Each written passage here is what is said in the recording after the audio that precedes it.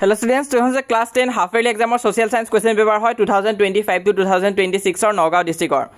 আৰু এই পেপাৰখন খুবই ইম্পৰ্টেন্ট আছে নিউ প্যাটাৰ্নৰ হয় তোমালোকে পেপাৰখন চাই যাব পৰা কিবা নোৱাৰিলে মোক কমেন্ট বক্সত খুদিবা আৰু কাৰেক্ট আনসাৰখিনি ইয়েলো কালাৰ দি মাৰ্ক কৰা হৈ আছে তোমালোকে চাই যোৱা কিবা যদি ভুল দেখা পোৱা তেনেহলে কমেন্ট বক্সত জনাই দিবা মই পিন কমেন্টত শুদ্ধ কৰাই দিম বাকি সোশ্যাল সায়েন্স এক্সামৰ কাৰণে অল দা বেষ্ট তোমালোকে পেপাৰখন চাই যোৱা